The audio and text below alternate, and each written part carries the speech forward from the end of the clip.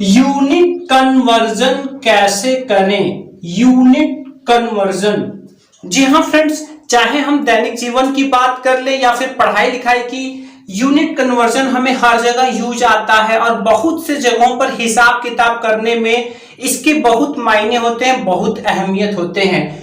तो unit conversion कैसे करें? जब भी इसकी बात आए तो आप अपने दिमाग में सिर्फ दो ही चीज रखकर चलेंगे, या तो आपको गुणा करना है या फिर आपको भाग करना है। इन्हीं दोनों में से आपको करना है यूनिट कन्वर्जन करते समय। गुणा कर सकते हैं आप या फिर भाग कर सकते हैं। सिर्फ दो चीजें ही करना होता है और यूनिट कन्वर्ट हो जाता है।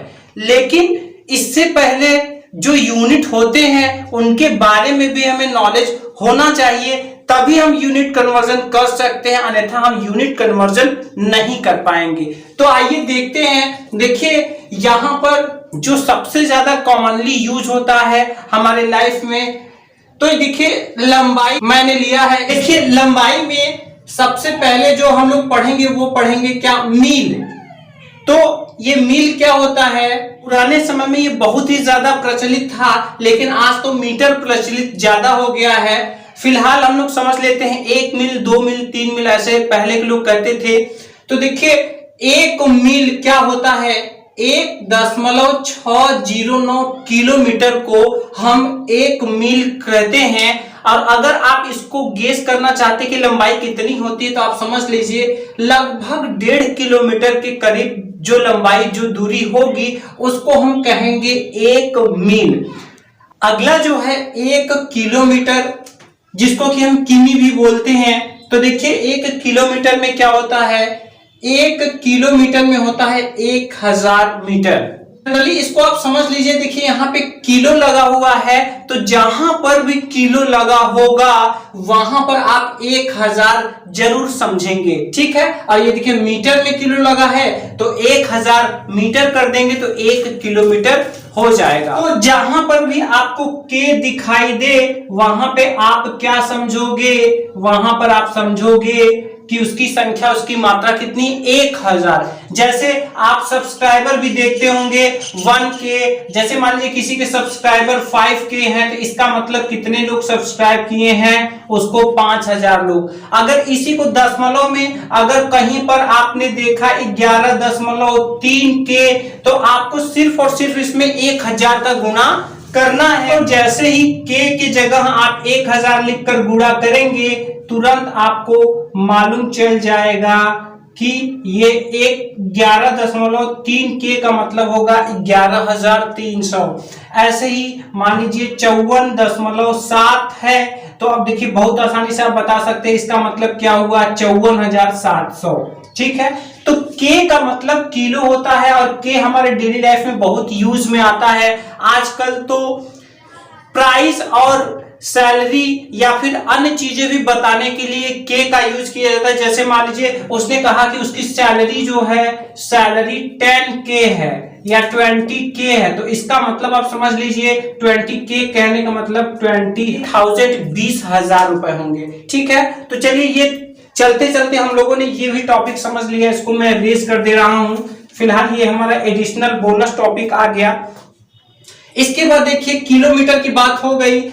इसके बाद यहां पर देखिए मीटर आता है, और मीटर, 1 मीटर में कितने होते हैं? 100 सेंटीमीटर होते हैं। अब 100 सेंटीमीटर अगर आप गेस करना चाहते हैं, तो जो हम लोग छोटा वाला स्केल यूज करते हैं, तो उसमें आप देखेंगे कि 15 सेंटीमीटर तक का वो स्केल होता है।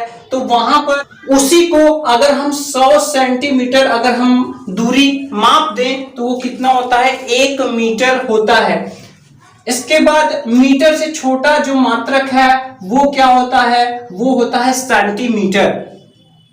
1 सेंटीमीटर में 10 मिलीमीटर होते हैं। अब ये मिलीमीटर क्या होता है? आपने जो स्केल देखा होगा, चलिए मैं यहाँ पे आपको बता दे रहा हूं। तो इसमें देखिए कुछ छोटी लाइनें होती हैं, इसके बाद 5वीं वाली थोड़ी बड़ी होती है, और ये 10 पे ये बड़ा लिखा ऐसे 1 लिखा होता है। तो यहाँ पर देखिए ये तो 1 सेंटीमीटर है, तो ये जो दो छोटी यहाँ पे लाइनों के बीच की दूरी है वही होती है मिलीमीटर। क्या होती है? मिलीमीटर। तो यहाँ पर 1 सेंटीमीटर में 10 मिलीमीटर होते हैं। अगर आप स्केल में देखेंगे तो 1 सेंटीमीटर जो है उसमें छोटी छोटी टोटल 10 लाइनें छोटी होंगी। तो 1 सेंटीमीटर में 10 मिलीमीटर होते हैं। इसके बाद जो लंबाई में सबसे ज्यादा प्रचलित है वो है इंच। 1 इंच में 2.54 सेंटीमीटर होते हैं, यानी कि लगभग 2.5 सेंटीमीटर का 1 इंच होता है। इसके बाद इंच ये भी देखिए बहुत ही ज्यादा प्रचलित है हमारे यहाँ हिसाब किताब में। इसके बाद 1 फुट क्या होता है? 12 इंच के बराबर 1 फुट होता है। और अगर आप इसको सेंटीमीटर में कन्वर्ट करेंगे तो देखिए ये 12 में अगर हम 2.54 में अगर हम 12 से इंटू करेंगे तो जो आएगा वो आएगा 30.48 सेंटीमीटर। इसके बाद जो अन्य प्रचलित मात्रक है जो ज्यादा यूज में है, गज। 1 गज में 3 फुट होते हैं, और अगर हम इसको सेंटीमीटर में बदलेंगे यानी कि 3 से इसमें गुना करेंगे तो ये सेंटीमीटर में आ जाएगा, और इसमें अगर हम 1000 से डिवाइड करेंगे तो ये मीटर में चेंज हो जाएगा। तो यहाँ पे आप समझिए कि 1 गज में 3 फुट होते हैं, और अगर मीटर की बात की जाए तो 0.9144 मीटर होते हैं। तो देखिए ये जो आप मात्रक देख रहे हैं ये हमारी डेली लाइफ में बहुत ही ज्यादा यूज होते हैं, और इसके बारे में हर किसी को जरूर पता होना चाहिए। अब आते हैं देखिए लंबाई के बाद जो सबसे ज्यादा यूज में आता है वो वजन। ठीक है, वजन। तो वजन में देखिए, वजन में हम लोग अक्सर सुनते हैं टन। तो 1 टन में 1000 किलोग्राम होते हैं। 1 टन में कितने होते हैं? 1000 किलोग्राम होते हैं, यानी 1000 केजी भी आप इसको कह सकते हैं। टन के बाद जो अगला नंबर आता है वो क्विंटल का आता है। 1 क्विंटल में होते हैं 100 किलोग्राम। हम लोग अक्सर गेहूं और चावल खरीदने जाते हैं तो देखिए वहां 50 किलो की 100 किलो की बोरियां होती हैं, तो वहां पे हम क्विंटल में ही वहां पे हम मोल भाव करते हैं और उसको खरीदते हैं। तो 1 क्विंटल में 100 किलोग्राम होते हैं। इसके बाद जो मंडियों में सबसे ज्यादा प्रचलित मात्रक है वजन के लिए वो है मन। 1 मन में होते हैं 40 केजी। जी हाँ, 1 मन में 40 किलोग्राम होते हैं, यानी कि 40 केजी को हम 1 मन कहते हैं। और जो मंडियों में और जो ज्यादा प्रचलित मात्रक है वो पसेरी है। 1 पसेरी, तो इसको 5 किलो को 1 पसेरी कहा जाता है। पहले शेर चलता था तो 1 मन में 40 शेर होते थे, और 1 पसेरी में 5 शेर आते थे। लेकिन अब ये जो शेर है वो किलो से कुछ कम ही होता था, तो उसको हटा करके हम लोग ज्यादा केजी यूज करते हैं। तो 1 मन में 40 किलो अब माना जाता है, और 1 पसेरी में 5 किलो ही माना जाता है। इसके बाद आते हैं सबसे नीचे 1 किलोग्राम, और 1 किलोग्राम में 1000 ग्राम होते हैं। ठीक है, तो इस तरह से हमारे ये वजन के मात्रक हो गए। ये कुछ और मात्रकों को हम देख लेते हैं। समय के लिए हम लोग जो ज्यादा यूज करते हैं घंटा। 1 घंटा में 60 मिनट होते हैं, और 1 मिनट में 60 सेकंड होते हैं। इसके बाद हम लोग लिक्विड यूज करते हैं, तेल, दूध, पानी, द्रव, इस तरह से लिक्विड यूज करते हैं। तो देखिए लिक्विड के लिए 1 लीटर बराबर 1000 मिलीलीटर होता है, यानी 1 लीटर में 1000 मिलीलीटर होते हैं। और 1 लीटर को अगर दूरी यानी कि लंबाई के पदों में अगर आप लिखना चाहें तो 1 लीटर बराबर 1000 सेंटीमीटर घन सेंटीमीटर 1000 घन सेंटीमीटर होते हैं। तो ये भी आप लिख सकते हैं। तो फ्रेंड्स, ये जो यूनिट कन्वर्जन जो आप करना चाहते हैं उसके लिए ये जो सूत्र है लंबाई के, वजन के, समय के, ये आपको जानना बहुत जरूरी हो। अगर आप चाहें तो इसका स्क्रीनशॉट ले सकते हैं।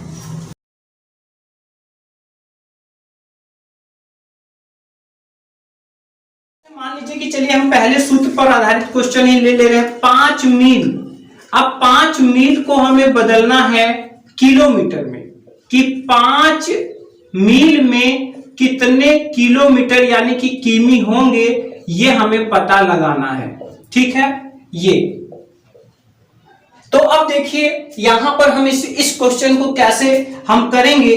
ठीक है, देखिए यहां पर 5 मील में कितने किलोमीटर है, तो देखिए मील बड़ा मात्रक है। मील क्या है, ये जो पूरा मात्रक हम लोगों ने पढ़ा इसमें मील सबसे ऊपर है, और हम देख रहे हैं कि मील बड़ा मात्रक है और इसमें 1.609 किमी होते हैं। तो अब देखिए यहां पे 5 हम लोगों ने लिख लिया और यहां पे मील लिख लिया। अब देखिए यहां पर 5 तो है ही, लेकिन हम जानते हैं कि 1 मील में 1.609 किलोमीटर होते हैं। तो देखिए हम इसका मील हमने हटा दिया उसके जगह पे, क्योंकि ये दोनों बराबर हैं तो हम इसको हटाकर इसको हम, जैसे आप देखते हैं तराजू में 5 किलो तौलना है तो इधर 5 किलो के बांट रख देते हैं और उधर सामान रख कर हम बराबर करते हैं। तो यहां पर हमने देखिए मील हटा दिया और इसको रख दिया। अब इसका सिंपली जब हम गुना करेंगे, 5 9 45 की 5 हासिल लगा 4, 5 का 0 में करेंगे 0 और 4 हासिल 4, 5 6 30 और 5 1 5 और 3 8, 3 अंक पर दशमलव लगाना है। तो आप देख सकते हैं यहां पर आ चुका है 5 मील में 8.045 किलोमीटर होते हैं, यानी कि लगभग 8 किलोमीटर होंगे 5 मील में। ठीक है, तो आप देखिए कि बड़े मात्रक से छोटे मात्रक में कन्वर्ट करने के लिए हमें गुना करना। अब देखिए मान लीजिए हमें पता लगाना है 25 सेंटीमीटर है। 25 हमारे पास क्या है, सेंटीमीटर है, और इसको हमें मीटर में बदलना है कि हम कितने मीटर यहां पर होंगे 25 सेंटीमीटर में। तो फिर से देखिएगा यहां पर, देखिए सेंटीमीटर छोटा मात्रक है और मीटर क्या है, बड़ा मात्रक है। तो आप तुरंत अपने दिमाग में कैलकुलेट कर लीजिए कि देखिए सेंटीमीटर तो छोटा है और मीटर बड़ा है, तो इसका मतलब यहां पर डिवाइड करना पड़ेगा। तो देखिए यहां पे आप 25 लिखिए। अब देखिए 1 मीटर में 100 सेंटीमीटर होते हैं। ठीक है, तो यहां पर अगर हम 1 सेंटीमीटर निकालेंगे तो ये 100 कहां चला जाएगा, इसके नीचे चला जाएगा। तो इस हिसाब से यहां पे देखिए सेंटीमीटर में 1 सेंटीमीटर में 1/100 हो जाएगा। जब ये इसके नीचे चला आएगा यहां पे 1 बचेगा, 1 सेंटीमीटर में 1/100 मीटर। तो यहां पे सेंटीमीटर हम हटाएंगे और 1/100 यहां पर लगा देंगे और तब ये मीटर में लिख सकते हैं, यानी सेंटीमीटर की जगह पे हम 1/100 मीटर लिख सकते हैं।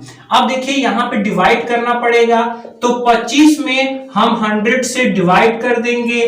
तो इस तरह से जो हमारा आएगा 25 1 का 25, 25 चौका 100, 1/4, और जब हम 1 में 4 का जब डिवाइड करेंगे तो ये कितना आएगा, ये आएगा 0.25, कितना आएगा 0.25 मीटर। ठीक है, तो देखिए इस तरह से हमने इसको आसानी से किसमें चेंज कर लिया, सेंटीमीटर से हमने मीटर में चेंज कर लिया।